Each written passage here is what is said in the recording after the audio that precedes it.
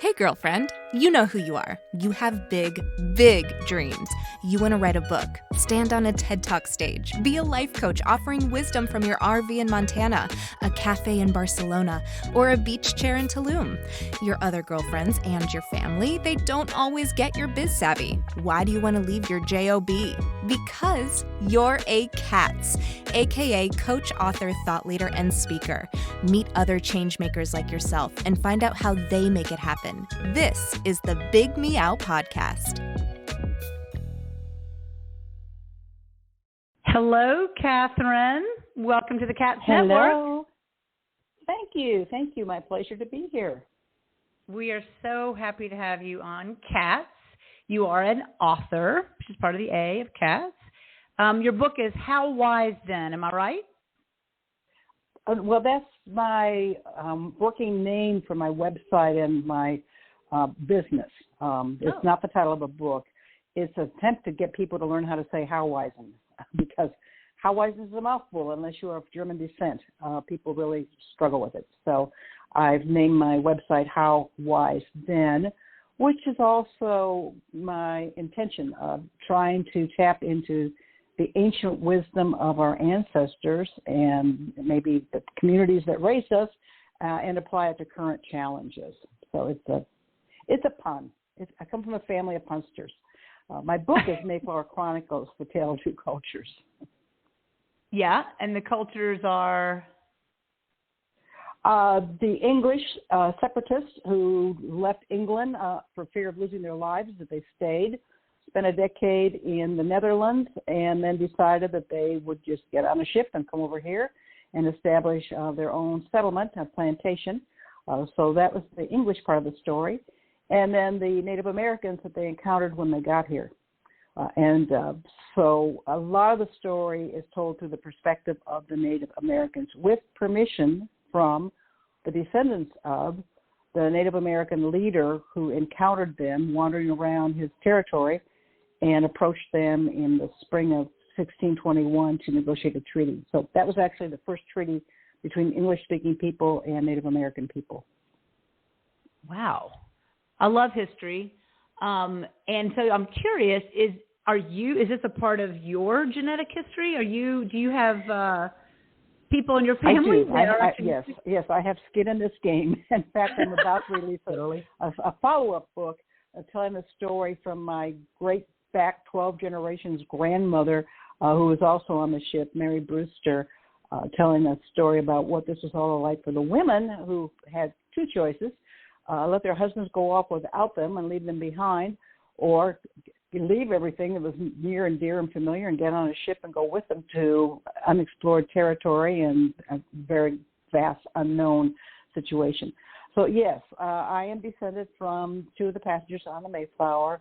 My mother was a reference librarian, and in her early retirement years, she spent years documenting all of this, digging up birth certificates and marriage and death certificates and the detailed genealogy work you have to do. And I inherited her notes. But I did not do much with it until one of my adult daughters married into a very large Latino family in Texas area where I lived until a few months ago. And as her children were approaching school age, I encouraged her to learn more about the Native American heritage part of her husband's family, because I figured it's worth scholarships, as she and her husband were struggling to pay off their student loans. So she asked around a little bit, didn't get very far, and we just kind of let it go. But that got me thinking about, I'll bet their experience in America has been different than my experience in America. So I started doing some research. I started reading Native American authors. I started going to the Native American Indian Museum, following websites of historical interest, going to Plymouth, Massachusetts, to Plymouth-Patuxent Living Museum, things like that, and decided I wanted to tell a story that told both sides of what we call the Thanksgiving story. Yeah. And I see where you help organizations who you say in your form that are too busy actually writing and doing the historical, I guess, deep dive to actually promote their product. Did I get that right? You've got it right. These are two different strands of my current focus. So I've worked in the nonprofit world most of my career. I either work for state agencies, the church, or nonprofit organizations. So I have zero experience working in for-profit organizations. But so the writing is my passion, and my work experience is working in nonprofits. And I reported to a board of directors a couple of different times. I know how hard it is to get the fundraising part of nonprofit work under control. I also know that if you can't raise the money, you can't do the mission. So typically, a nonprofit will start with somebody with a huge passion about something, and they'll get on a soapbox and round up a few other people who have a huge passion about this. They'll start kind of an informal grassroots effort to solve whatever the problem is. And if that catches on, eventually they get to the point where they're at a crossroads and they have to get more organized. They have to become a legal 501c3 so people can get tax credit for supporting them. They have to form a board of directors. They have to learn how to write grants and all of that sort of thing. And usually the well-meaning people who had the vision and the mission and saw the problem, that's not their skill set. So they need help doing all of that. Fortunately, there are a lot of people in the world who do have those skill sets and are eager to help them if you can get organized enough to tell your story in a cohesive way and get it in front of the right people. So who would be your target market? Who is your actual market? People who are tired of being distressed and frustrated about what's going on in the world and want to do something about it. Wow. So I guess we could call them social activists. People who watch the news, but then want to do more than shake their head and turn the news off. And we just had another incident in Michigan. I mean, this just goes on and on and on and on. And anywhere you look, there's some problem that could just really overwhelm us. But allowing ourselves to be overwhelmed does not solve problems. What solves problems is bringing people together, sharing a vision of how things could be different, and working collaboratively to make things different. So my target audience is people who want to get off the couch and get out there and do something. Yeah. So what if, I know you have a bevy of tips and advices, but give us one piece of advice for other women who are in your shoes that want to make a difference, but on a larger scale. Do you have like a piece of advice based on what you've learned from operating your own business? I have a couple of pieces of advice. First, I would say pace yourself. Women have many, many, many more opportunities today than our mothers and grandmothers did, and certainly women back in bygone centuries. But pace yourself. Do not burn yourself out, because then you become another victim of the societal troubles, and you're not only not able to help, then you're needing the people to take time to help you. So pace yourself. Don't go it alone. Find a network. Maybe that network is not actively engaged in the same mission that you are, but maybe it's just a confident person. So I talk to a spiritual director periodically, but I've also signed a contract with a life coach, and I check in with her every once in a while, just to kind of keep yourself focused and centered, and somebody that you can really trust who'll say, I understand that you're really passionate about this, but you already put in 80 hours on this last week, so maybe this week you could only put in 60, and maybe you could take a week off and go to the beach or go to the mountains or go soak in a hot tub. So that would be my main advice: is act when you feel nudged to do something. Act. Look for other people who are interested in trying to solve the same problem you are. But also take good care of yourself and check in with somebody that you trust to kind of give you some feedback, and accept the feedback when they give it to you. They tell you, you're looking really stressed. I think you need a break. Be willing to hear that.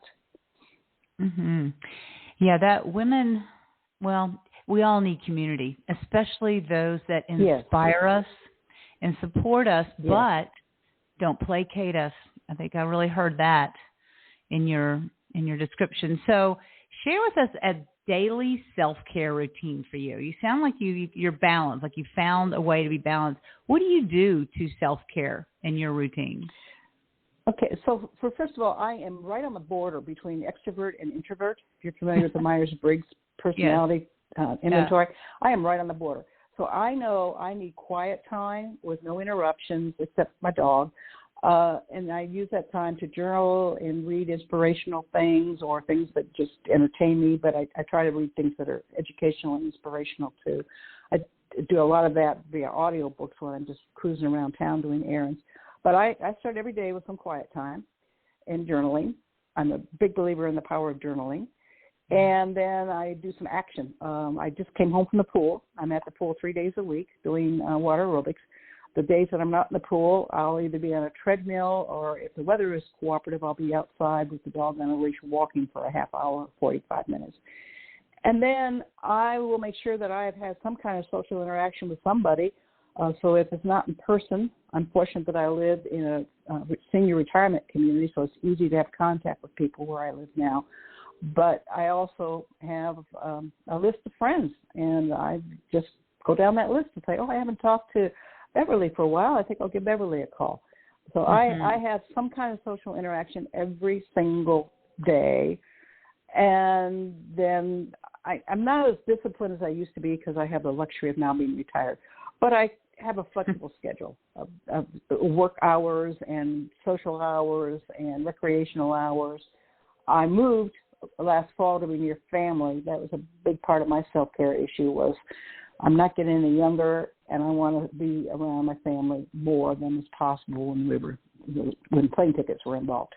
So I spend a lot of time with my family. I make plans to see the family that doesn't live near me, maybe once a year. I mean, we're scattered all over the country, but we do what we can to stay in touch. And, of course, Zoom has really opened that up since the pandemic. So wow. I am not rigid about it, but there's key elements. I need alone time, I need social time, I need recreation time, I need family time. Yeah, I bet you're one of those definite people, as we are, that the pandemic's behind us, because for any part of you that had any need to be with people, that was very tough. That was a tough time. It sounds like you came out okay. Well, yeah. We'll bring this to a close, but share how we can connect with you. How do we find out more about you? My website, how are you? Wise, be a wise person, and then, like then and there, howwiseden.com. And if you email me, I will respond. That's fantastic. I do Go a ahead. weekly blog, and you can learn about that on that website. And I usually lift up people that are doing something useful for society. I'm writing one right now about my bishop, actually, about the benefits of fasting. So that'll be Friday's blog. And I do a monthly newsletter, and I don't tell people's information to anybody else. So if you want to follow along, I would love to have you join our virtual community. Fantastic. Thank you so much, Kathryn, for being with us, and we will see you down the road. Yeah. All right. Good luck with what you're doing. It sounds really important and interesting. Thank you for inviting me. Thanks for listening to the Big Meow podcast, sponsored by C.A.T.S Network. If you liked what you heard, please take a moment to subscribe and share this podcast with your friends. You can also join our network filled with positivity and possibility. Visit www.catsnetworking.com to join us and learn more, together with your magical, motivated, and mystical new friends at C.A.T.S Network. Let's transform 1 million lives with your message.